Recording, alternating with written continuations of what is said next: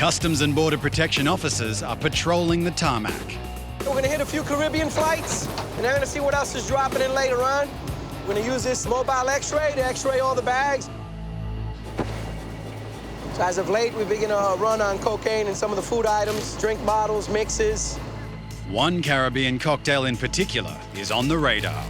The Dominicans call it Mama Juana. Different herbs, wood chips, they mix it together. Terminal teams have been coming across stuff like this. The rum-based elixir is legal in the States, but not if it's concealing drugs. Young man, let me see that passport. In Terminal 4, officers monitor a flight arriving from the Dominican Republic. They've been sending a lot of Mama Juana bottles loaded with cocaine. In the last few weeks, we've been inundated, literally. Now, why are you coming to New York? Cocaine has been secreted in pellets, which are inside the glass bottles, so that the color of the pellet matches the bark that's in the bottle. It's a pretty clever concealment. Somebody or some groups have made quite a few of these bottles, and they're sending them left and right. On this flight alone, several bottles have already been examined. This one is what in here? Is it liquor? Mama Juana? Yeah. But one is raising a red flag. I noticed one of the bag contained a Mama Juana bottle.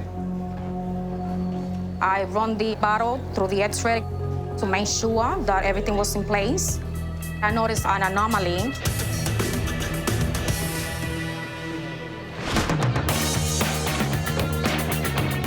There are 16 border crossings in New York State alone. Hello, sir. What's your citizenship? And 4 of them rank as the busiest on the line. Where are you going today? At the Peace Bridge crossing in Buffalo. Why they send you back to Canadian? I use a GPS. Ah, by mistake? Yeah, by mistake. A Chinese national living in the States drove to the Canadian border with his visiting mother by mistake. Well, he made a wrong turn. He didn't get into Canada. Standard protocol is all wrong turns. They're referred inside. So where is all your documents, your passport? Home? In Michigan? Where? In Michigan. Do you live with friends in Michigan? Yeah. Yeah, you had F1. He had an F1 visa to come to the school, to the US, and to study. 2014, 2015. That's the last F1, right? Yeah, because my GPA is under the 2.0. Oh, which month did you stop going to school? I don't know which month. It was in 2014 or 2015? 2015. Last year, he didn't go to school. He had been terminated. He was supposed to leave as soon as he stopped going to school. US student visas are not valid if the visitor drops out of school. Well, I'm gonna take you for some fingerprints. Do you have any weapon with you? No. Do you have any knife with you? No. Okay, this and the hat. Give it to your mom. We want to make sure that he's not wanted by any of the local cops in Michigan or by the FBI or the CIA.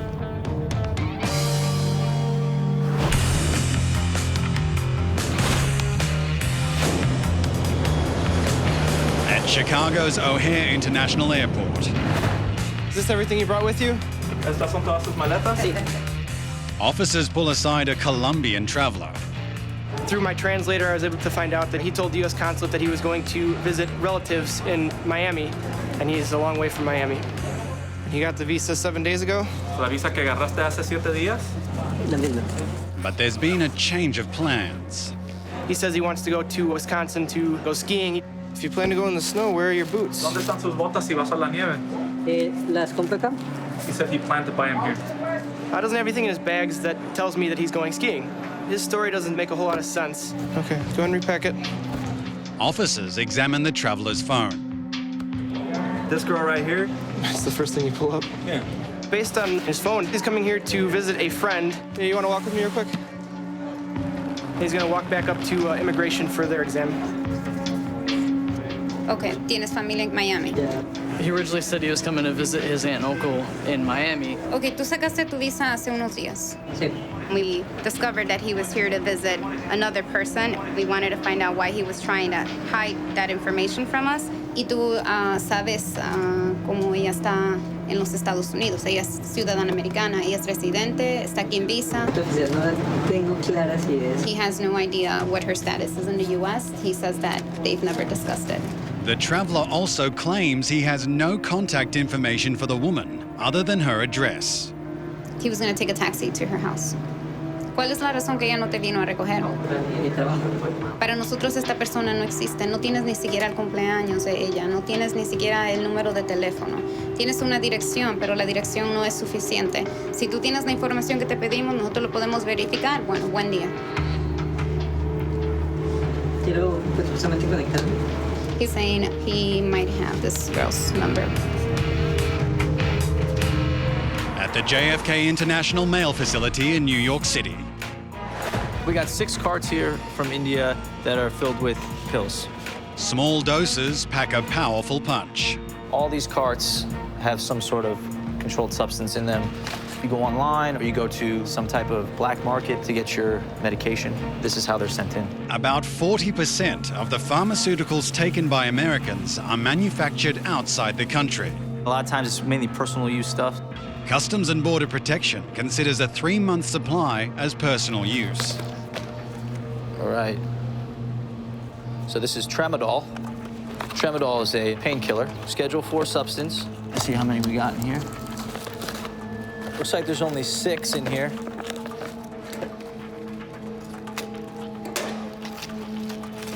These are all pills. This is a male enhancer pill.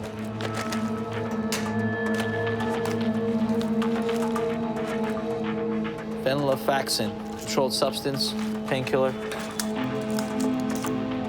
Dutasteride, it's a controlled substance.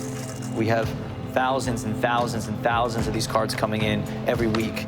Some of these will actually be seized, and some of them will be held for further investigations.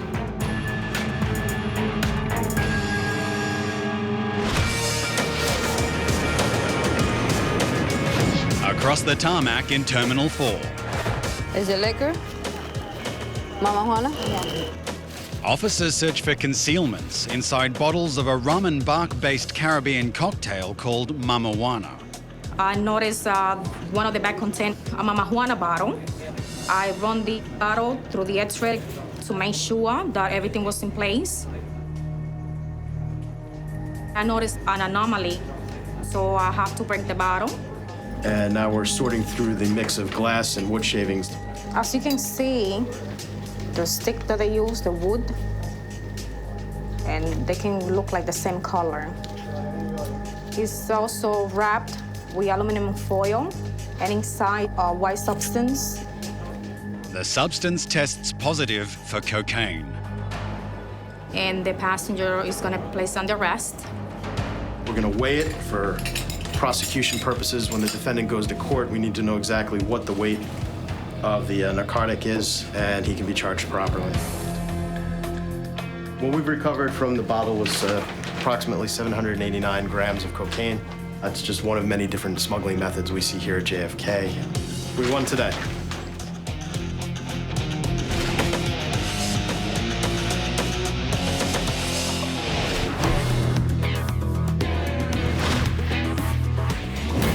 At the Peace Bridge crossing in Buffalo. Which month did you start going to school? I don't know. A routine secondary exam reveals this Chinese student has been living in the States illegally. He had been terminated. Last year, he was supposed to leave. I'm gonna take you for some fingerprints. We will make sure that he is not wanted by any by the local cops in Michigan or by the FBI or the CIA. So you were studying English? But I failed because I didn't work hard. Am I in the blacklist or something? No, there's no blacklist. It's just we have to check that it's you, it's not someone else that we are talking to. The traveler's identity checks out, and he has no criminal history. We gave you F1 to go to school and study. If you don't go to school, you have to Go back. Go back where? China. China. Yeah. He made a wrong turn, so we can't send him back anywhere. We allow him to proceed. So when are you gonna go back to China? February 1st. We advise him to go back to his home as soon as he could. Give it to the officer to go. Take care. Thank you. Today is my lucky day because I make mistake, but they allow me to go back to China. I think that's very great.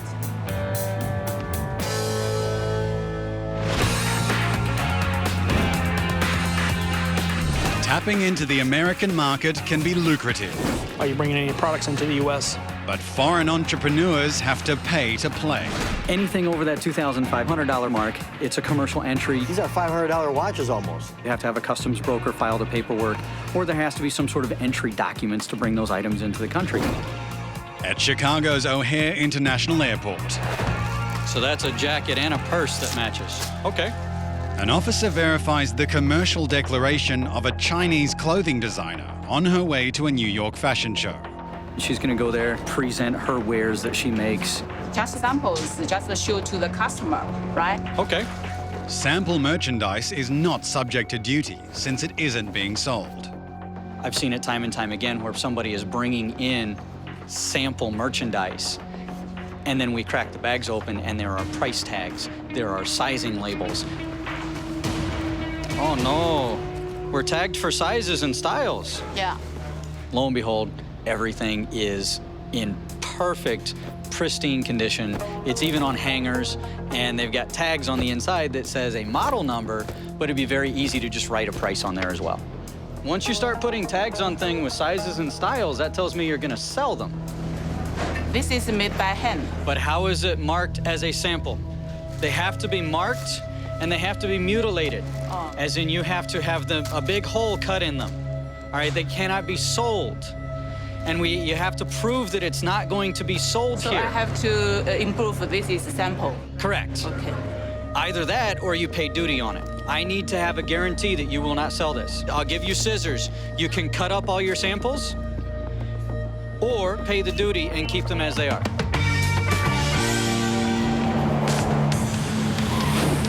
In Chicago, a Colombian traveler said he was going skiing in Wisconsin.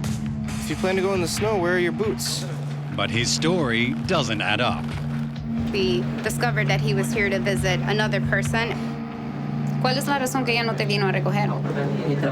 We wanted to find out why he was trying to hide that information from us. The traveler says he has no contact information for the woman he's meeting, other than her address. Para nosotros esta persona no existe. Tienes una dirección, pero la dirección no es suficiente. Si tú tienes la información que te pedimos, nosotros lo podemos verificar. Bueno, buen día. He's saying he might have this girl's number. He kind of caught himself in a situation where he initially said one thing, and then once I started talking to him, he started saying other things. Hola, buenas tardes. Habla del Departamento de Inmigración. ¿Usted cuánto tiempo tiene viviendo en los Estados Unidos o usted es ciudadana o residente? Okay. Okay, I'll sit. Bye. All right. So she basically came in with a B1, B2 visa. She was living in the United States illegally for more than a year. Well, at least that's what she stated. He's trying to protect this person. So he was basically here for 14 days to visit this girl who's an overstay. He lied to us about his true intention. ¿Por qué no les dijiste esto a los oficiales inicialmente cuando te preguntaron? I was afraid. You are inadmissible to the United States pursuant to 212A7AII of the INA. Okay, yes. Do you have anything that you wish to add to this ¿Qué le statement? gustaría añadir? Yes, I'd like to apologize to your country and U.S. officers. Because he withdrew his application, he will be able to go back to a consulate and request another visa. So they're going to take into consideration the fact that he initially lied to the consulate. He was fingerprinted, everything was documented, and then he was placed in a holding cell to wait until his flight came.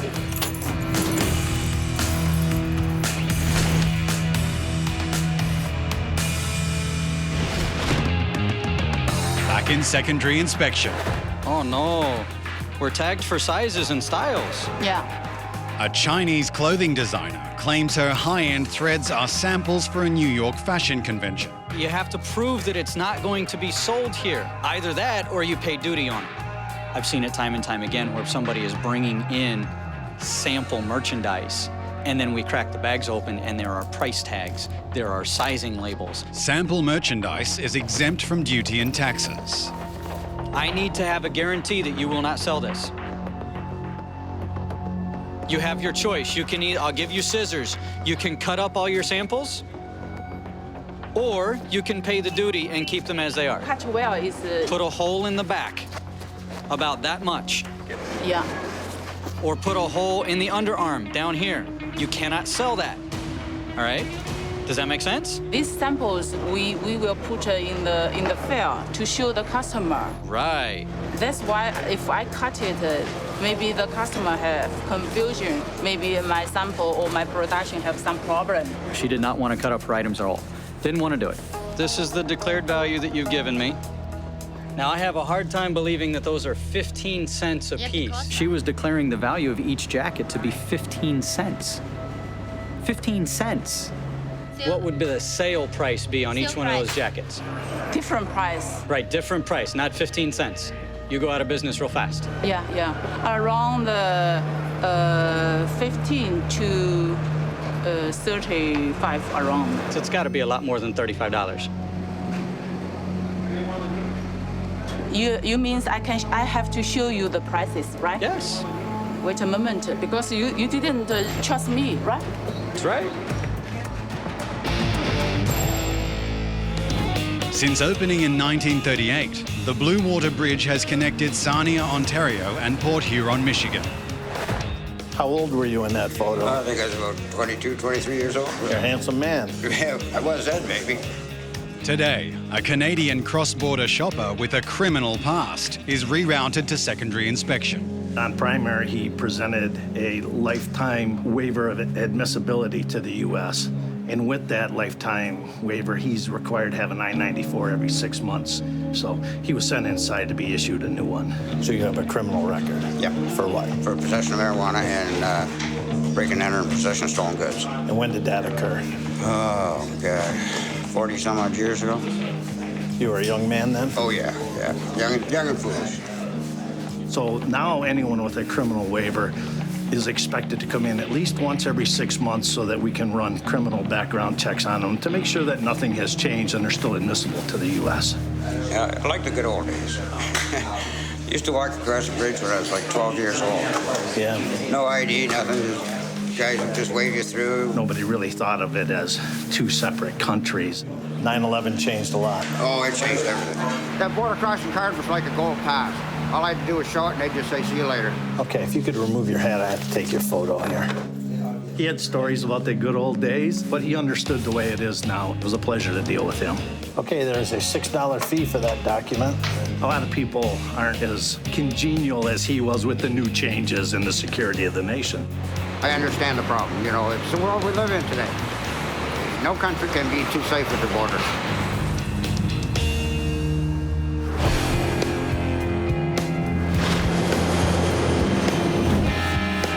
In Chicago.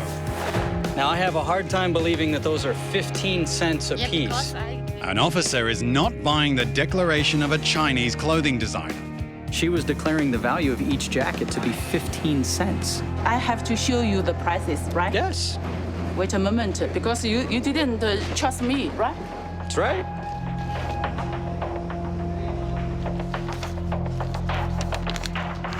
So now you trust me my price? I'll go with these numbers because otherwise what I have to do is I have to detain it and I have to have our import specialist do a valuation on it. And I will guarantee you that the numbers that they will come up with will be the retail, not your wholesale numbers. Yeah.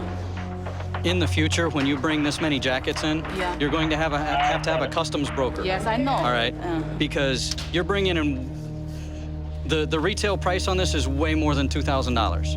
So $1,219.45 for everything. The duty rate on that is $193.89 that you are going to pay today. Okay. Okay? So you hold on to this. Advise her that if she's doing this again, she needs to get a customs broker because it could be considered a commercial entry. She goes through the commercial entry process, she'll be all good to go.